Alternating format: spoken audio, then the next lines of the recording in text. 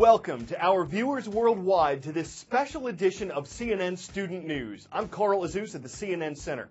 Our network turns 35 years old today. And what we're doing today and tomorrow is looking back at some of the major news stories that have made headlines and history since 1980. Teachers, as always, we encourage you to preview this show. It contains images of some of the most tragic stories CNN has covered. I dedicate the cable news network. Good evening, I'm David Walker. And I'm Lois Hart. Now here's the news.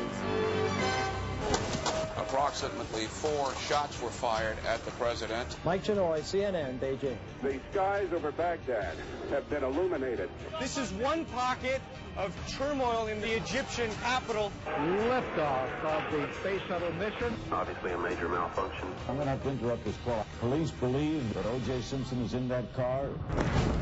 Quick, let's go. Israeli officials say they're going to try to use restraint. We can see the people below, trapped on Sinjar Mountain. I'm outside this pediatric hospital. Just take a look inside. We will help! Some of these people have been waiting outside now for more than 3 days. As far as we can see, under blue sky, it's totally level. Princess Diana has died.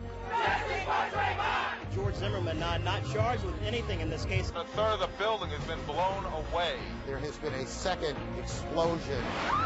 What normally would be the World Trade Center is no more. The United States has conducted an operation that killed Osama bin Laden. It's so rare that we get to cover stories that have a happy ending. What is going on in Ferguson, Missouri, in downtown America? Here come flashbangs and canisters coming right up at us. CNN. CNN. CNN. CNN.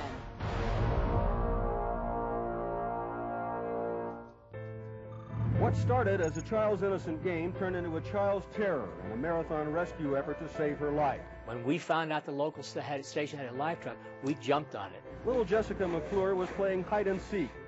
Jessica tumbled down a pipe and landed in a small area about a foot wide. She was trapped 20 feet underground. She's upset and crying. As long as she's crying, we know that we have a chance.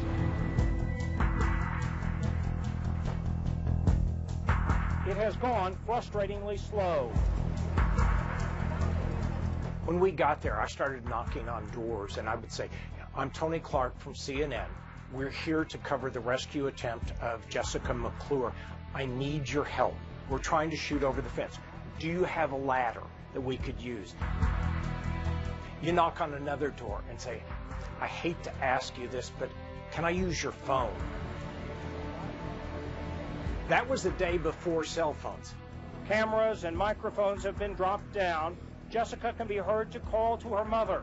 You could not widen the well that she was in, and you couldn't come in at an angle. They drilled a shaft parallel to the one Jessica fell in. So what you had to do is drill a parallel well that someone could get through.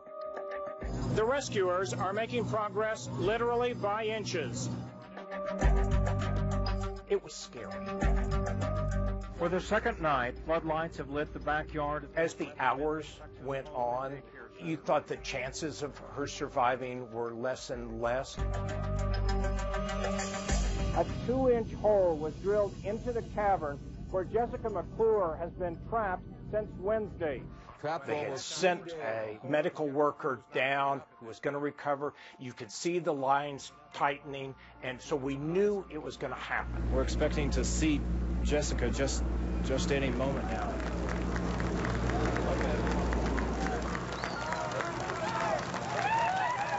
She's alive, man. I was very fortunate during all of my years at CNN to cover a lot of interesting stories. You can see the enthusiasm, you could hear the applause.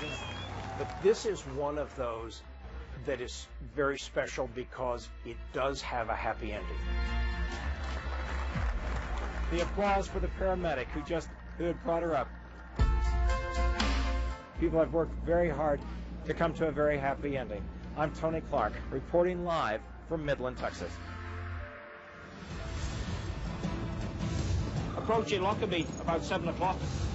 and the whole sky lit up. Witnesses on the ground say they do not see how anyone could have survived.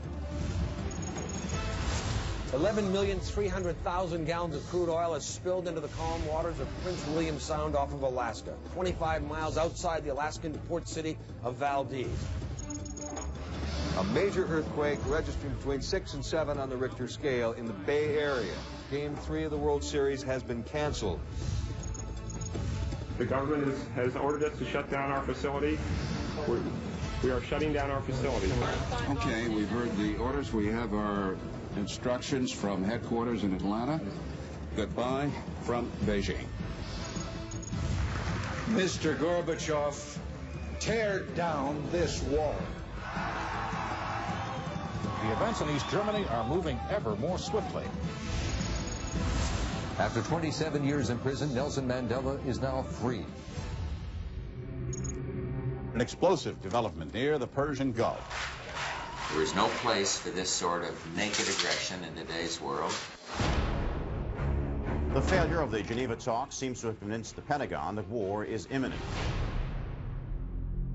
I don't think that the world really accepted CNN until the first Gulf War.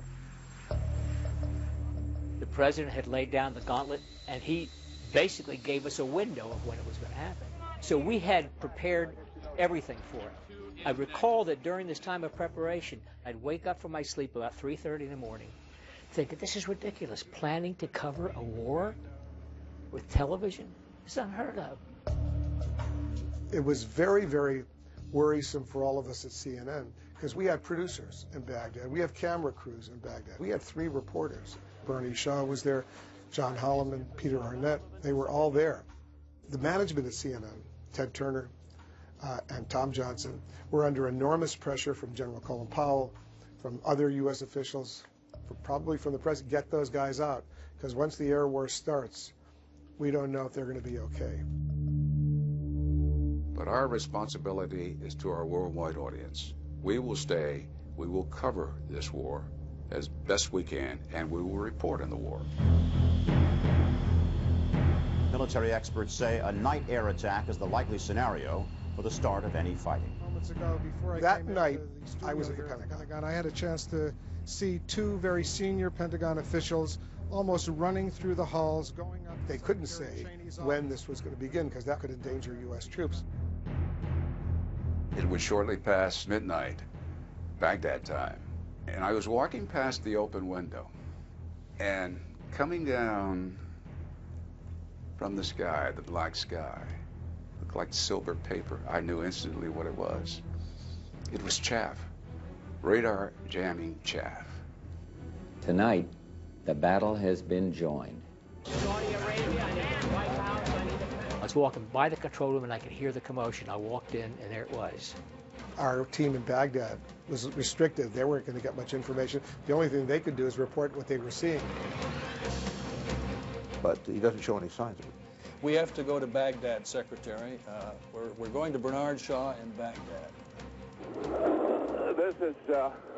Out of my mouth came the words, something is happening outside. The skies over Baghdad have been illuminated. We're seeing bright flashes going off all over the sky. The walls were shaking. The windows were vibrating. The concussions were blowing us against the wall. The Iraqis shut down CNN. They invoked censorship. 18 kilometers before Jordanian. So on Friday morning, we packed up and we started to leave Baghdad. News, especially television news, is logistics, logistics, logistics. You can go anywhere in the world to cover a news story. Let's describe to our viewers what we're seeing. But if you don't have the capability of getting that story out, there's no news.